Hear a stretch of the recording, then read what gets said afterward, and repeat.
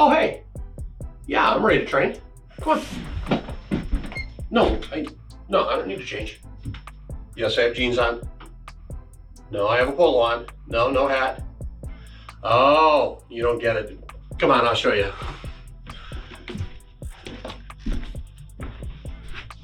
Yeah, we're here.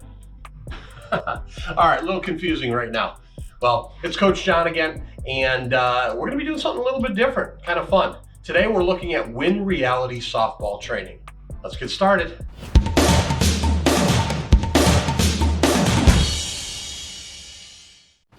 All right, today we're at the 3 Up, 3 Down MI facility in Roseville, Michigan.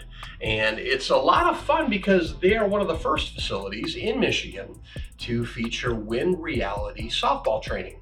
Now, WinReality itself has been doing the baseball thing for a bit now and have had a lot of success, a lot of science behind it. Softball is something they're now getting into, and it couldn't be better timing.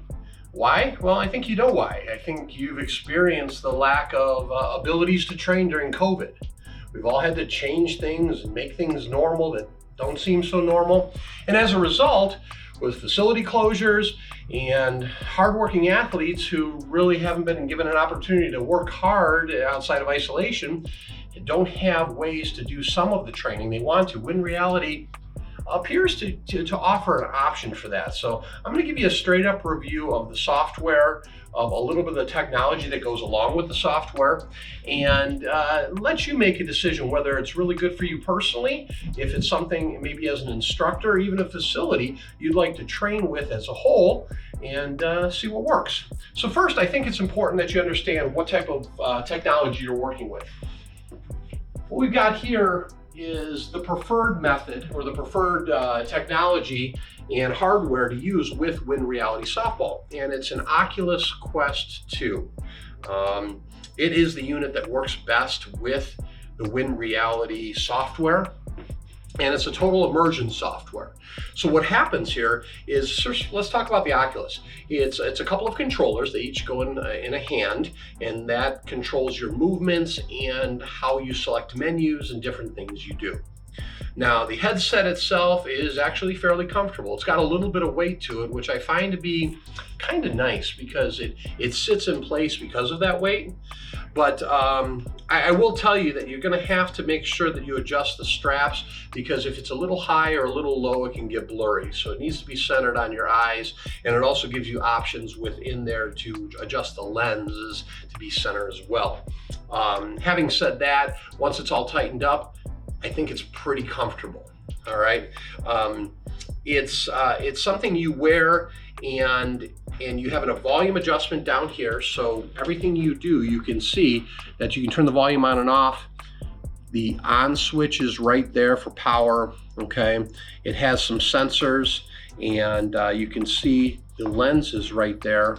You want to make sure and keep those clean and not get them scratched. There's a comfortable foam barrier that presses up against your forehead and your nose, because let's face it, you're going to be training and wearing this for a decent amount of time. So as a result, you want it to be comfortable. It is very comfortable. And there's also a separator there. If you wear glasses, don't worry about it. It allows a little more space so that you can wear it with your glasses as well. If you're going to be now, after looking at this and working with this, I think I would recommend there's some aftermarket and even through Oculus vinyl coverings or rubber coverings that go on here. And with COVID and with all the concerns and sanitation issues, I think it might be a good idea to put one on here, and that way you can see that we sanitize every time that we do something, but you can wipe off that rubber, that vinyl exterior a little easier, so that we don't have an absorption of sweat or anything else. Okay, so what else do you need? Well, it's kind of cool. So if we're talking about the facility here, they've taken a space that was otherwise not in use, and they've turned it into something now that their players can train in, and they can train in exclusively distance and or with a team, or one person comes up in between, and it made use out of space that wasn't being used before. A lot of it is aesthetics, whether it's the netting or whether we have the turf floor. You want the players to feel like they're in a training environment. But having said that, I can go through an entire training session right here, just in jeans and a polo, and get a whole lot done. Great thing about the Oculus and winreality is we can cast to a TV right on the wall. Now you need a simple Chromecast, or if the TV is a smart TV, it's already enabled in casting. It'll allow you to put on this TV screen exactly what you see in the headset. What's the benefit of that? Say you have a hitting instructor that wants to go over the metrics of what you're doing in winreality. Say you have a dad who's your coach. That happens with most people. Or how about a teammate who wants to come over and work with you on this? That could happen too. They can see what you're doing here to help with suggestions, or just go along with the training so that when it's their turn to get in, they know what's happening as well. All right, well, I think you have kind of a head start and a jump start on everything you need to know. Why don't we get in there and get going? Yeah, sounds good. Here we go. We're in the login screen here for the winreality video system, training system, and I've already saved my login. So it's pretty easy. Once you log in, you don't have to mess too terribly much with putting in usernames and passwords, especially if it's going to be for personal use. But the nice thing is too, if you're a facility, you can go ahead and log into everybody's account, save that login, and then go to a express login system like this. Because what happens is when you're trying to train a whole team and you're dealing with moving from player to player, it takes time to log into each player's account. So if you have them pre-logged in, I think it's nice. So I'm going to click on a K2 mentoring, which we're already set up. All right. And then it immediately goes right to a login screen. So pretty cool. I will look around here so you can kind of see what we're dealing with. It's a pretty cool virtual reality studio, all based on winreality. We're actually standing on the middle of a little bit of a diamond here, and it's pretty neat. I'm more towards the pitcher's mound. So we have baseball and softball. Like I said before, winreality has been very successful in softball for a bit now, and now they're going into baseball. Now I've been lucky enough to talk with the developers, get some information, and they're really working on developing the softball end hard starting here in 2021. It's up, it's functional, it's doing great, but they want to expand the pitching rosters. They want to get the accuracy of the pitches and different things a little better and really tune down the science. So it's really exciting that they're putting those resources towards it. So if we go to softball, I'm going to click on that. Now, game preparation is something that's coming up, if you see here to the right-hand side. And that allows you, if you know you're heading against a pitcher, say she's a really good rise ball pitcher, you're going to see her in a tournament, or if you're in high school and you know you're facing that school, you can train specifically to that pitcher's metrics. Player development is what we're going to go through. There is also a coach's mode. Now you can hook up the Oculus. I know it worked with the Oculus Rift, and according to the people at winreality, the Oculus Quest 2 will again have coaches mode, where you can actually have the coach run pitching sequences in different orders live when a player is working with the software. So that's something to look forward to. So if we go into player development here, all right, and we can do two different things. Right now I don't have anything there, but if you look at training assignments, you can take and you can assign a player different assignments here that they have to go into and they have to accomplish. And then the descriptions will show up on the right. So let's go back here and go back to the previous menu. Now, see how easy this is? These are your joysticks, and you have two triggers, and all you do is point the laser at whatever you want to do and point and click. It's that easy. Now we're going to go into practice. A number of different things. I'll go through them real quick, and then I'll show you some examples of exactly what some of this does. Occlusion zone is pretty neat and very useful. It learns how to more accurately identify pitch types without seeing the entire ball of the flight of the ball. So what you'll do is you'll see a ball coming, it'll disappear, and you have to guess where it ended up and what type of pitch it was. Pitch recognition is something that's a little more accuracy per zone, and we work with our players quite a bit on this now that we've acquired the software, where you'll see a pitch coming in and you have to determine where it ended up in the zone. And then you have quick pitch recognition. So this is pitches out of the player's hands for off-speed, fastball, and then going back and forth from fastball to off-speed and rise ball, drop ball, leverage pitches they call them. And then we go down to pitch recognition or quick recognition 2 strikes. So now you're in scenario-based training where you've got 2 strikes and you want to see if it's in zone or out of zone, which is obviously pretty important with the 2-strike count. Swing decision, which is coming pretty soon and is not available in the practice, but is available in the assignments. So you're only going to pull the trigger in swing decision when you think you need to swing at a pitch in zone or out of zone. And release point reaction training. That's really cool too. So I could go through, the release point reaction training is essentially seeing the ball as it leaves the pitcher's hands and determining what kind of pitch it is and how we're focused in on that zone. Now look, there's a lot of things to train here. I'm going to pick a couple of them just to give you an idea of what we're dealing with and to show you. It's kind of fun. So let's go to pitch recognition first, okay?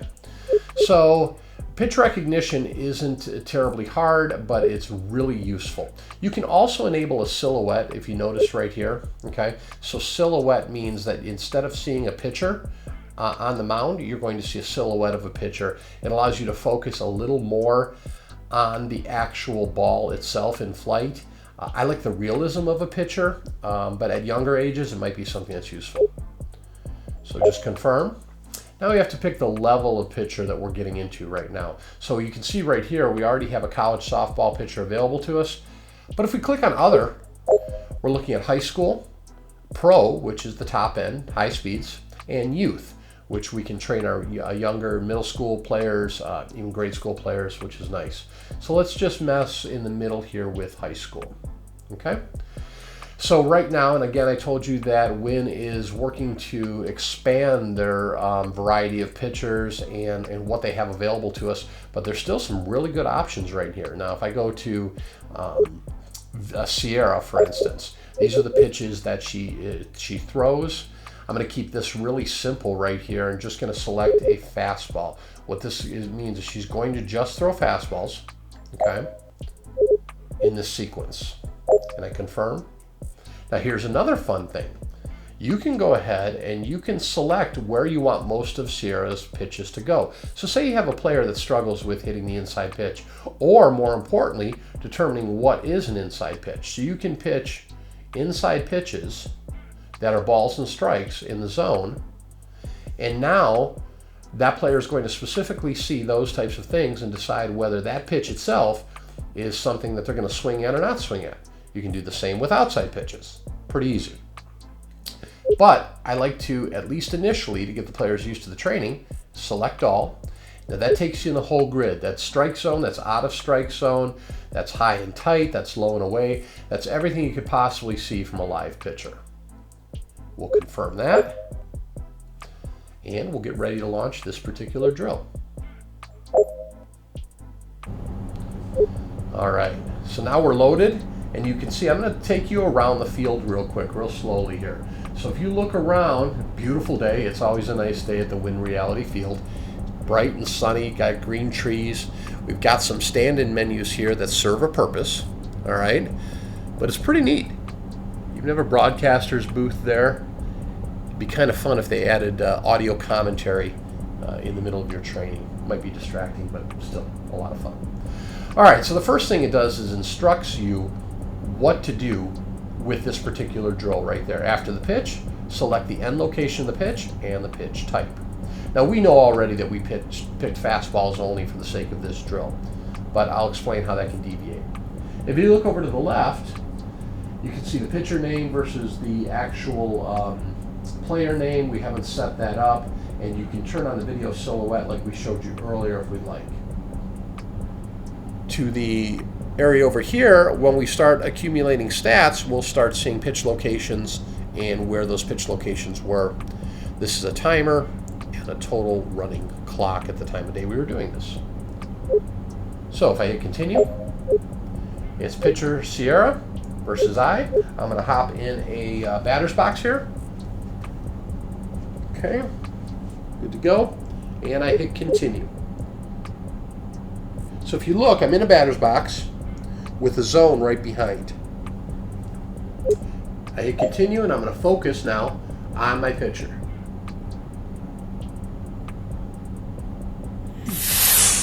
All right, she threw a pitch that to me looked like ended up right around here. I'm going to go back and I'm going to select fastball. It's the only one available because that's what we're training today is fastball pitch locations.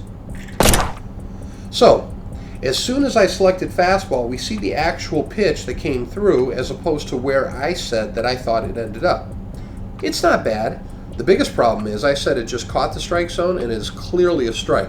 So that's significant in the game. Now if you look up here in location, you'll see that it's 5.33 inches from the actual projection that I made to where it ended up in the zone. When their science and their metrics show that within 2 inches is elite, okay? And that was a 51-mile-an-hour fastball for a high schooler. Go back here, and you can see similar here, the correct pitch decision, a fastball, fastball for a strike, and the distance. Now, if you look at this menu here, if I had set them up, I could see changeups, I could see curveballs, drop ball rises, I can enable all of them. And what happens is I have to determine what those pitches are by the flight and movement of the ball and out of the hand of the pitcher and how she's snapping it off. So it can get challenging. Let's go to the next pitch.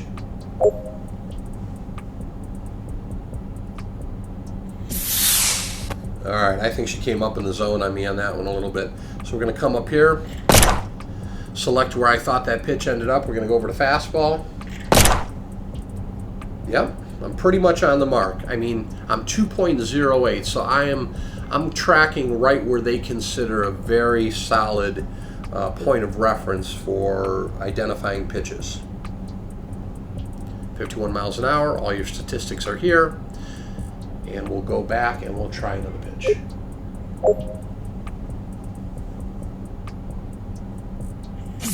Oh yeah, she came in pretty high right there. Thinking high, slightly outside, above the zone, fastball. Yep. So I'm 3 inches away.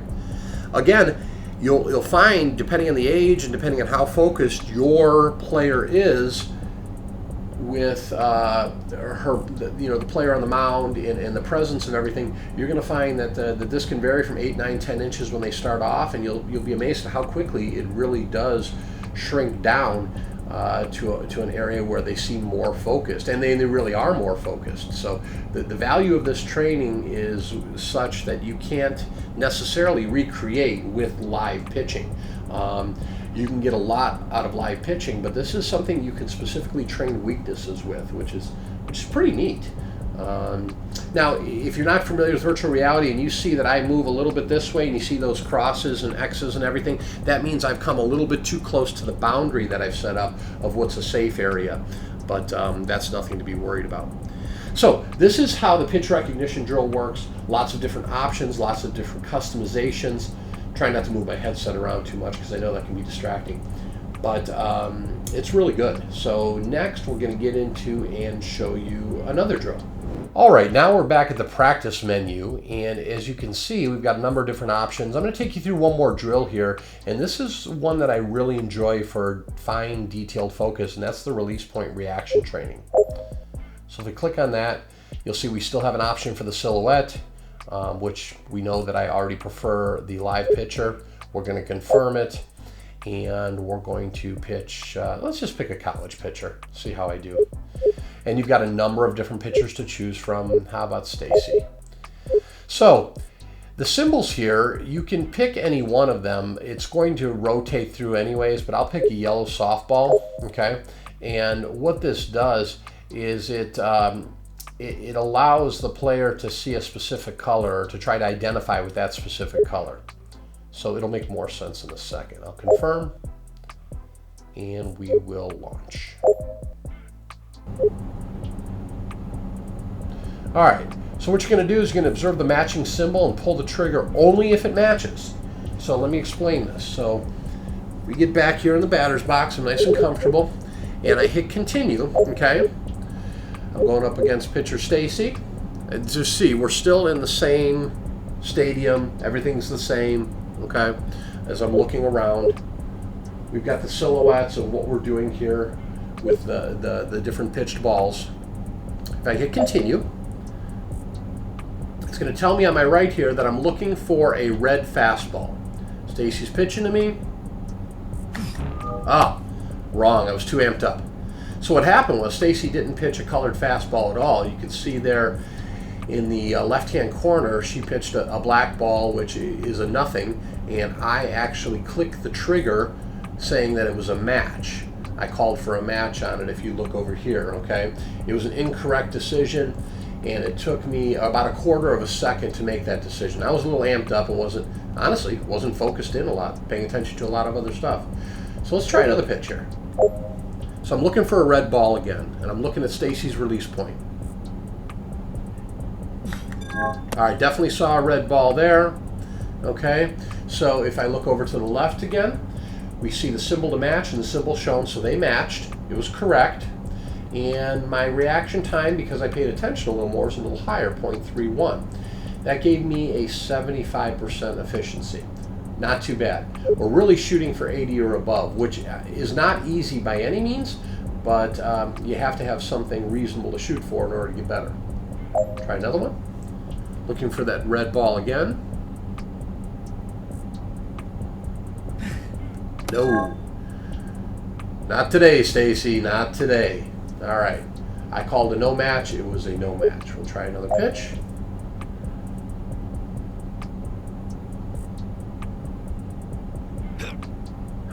She doubled up on me. Again, a no match. So even when nothing happens, it's a decision.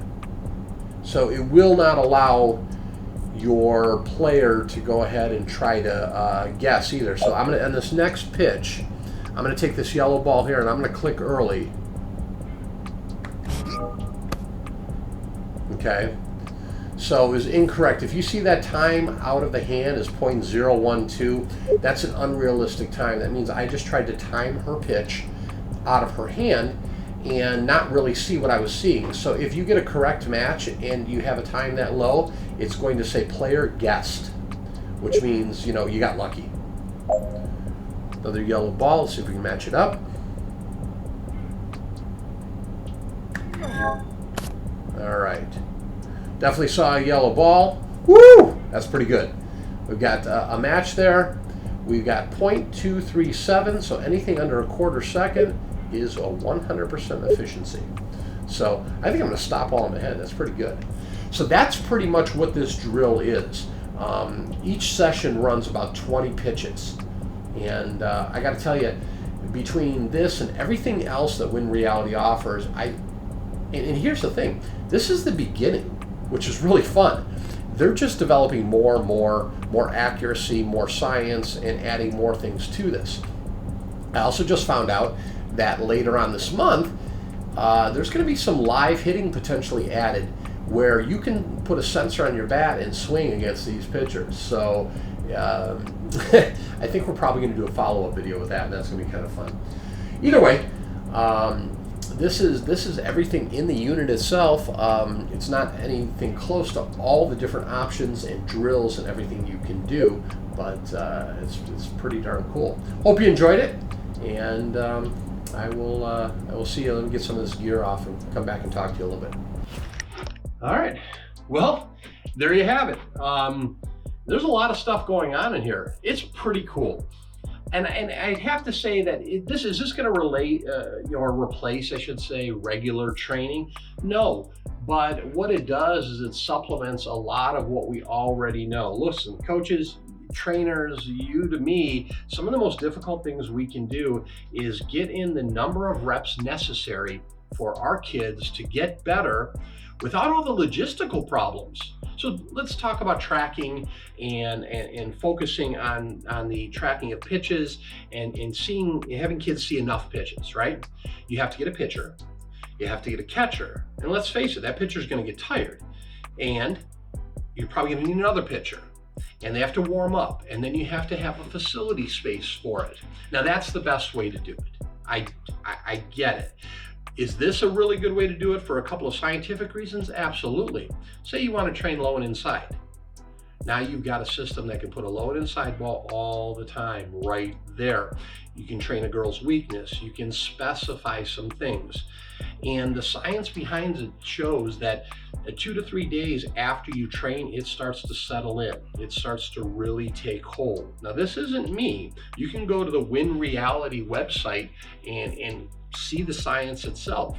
Now, we've got Arkansas softball. We've got a number of baseball teams throughout the country using this. We've got a number of pro athletes using this. So as it comes to the softball world, yes, it's new, but it's by no means untested. And it's pretty cool from the standpoint of taking your girls in their living room, in their basement. It's the middle of winter, you're in the Midwest, and now all of a sudden, you've got an opportunity to train. Okay, so how do you do it? This facility is fantastic. They've made this area. You can come up here. It's in Roseville, Michigan. It's 3 up, 3 down, MI. It's right on Common Road. Nationally, you can look at purchasing one of these. Now, you've got a couple of different options for the Oculus. When we taped this, the Oculus ran anywhere from $299 to $399, depending on how much memory you wanted. Look, if you're just looking to use this for this training, you probably don't need all the memory that a 256 gig unit will run you.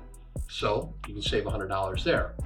Other than that, you do have some options for subscription levels. Now, that's the one thing. Look, I would like this to just be a one-time purchase and go forward, but the people at winreality, they want to make money. They want to continue to develop their product and invest in it. So what they've done is they've offered subscription packages that start with a home athlete. Then they also go forward to the different levels all the way up to an academy, which is what 3 Up, 3 Down has. And they can have an unlimited amount of athletes with profiles that save their individual metrics and go forward with that. That's a different amount of money, and you can contact them. We'll put the information down below afterwards so you can check it out, or in the end of the video. But what do I really like about it? There's a number of different things you can train remotely, and it trains the brain, and the brain takes care of tracking. The brain takes care of processing information. Nothing changes about that. What I don't care for about it, or what I wish was a little different, is you don't get that feel necessarily for actually striking a ball. You don't get that feel for putting a ball in play, and I think that's a lot of reward and reaction that comes to it. But I think this, combined with some real facility and outdoor training, can be essential. You can train your weak spots, and I think that's the most important thing, right? Too often we get comfortable training what we're comfortable with, what we enjoy, as opposed to attacking the things that we don't like. So you can kind of tailor it to each individual athlete. Thanks for listening today. Thanks for stopping by. Check it out. If you got any questions, please leave them below. Also, feel free to info or email me for questions at k2mentoringinfo@gmail.com. That's k2mentoringinfo@gmail.com. As always, please hit the subscribe and like button. That does help us out, and you can get notified anytime we have a new video coming up. Thanks again.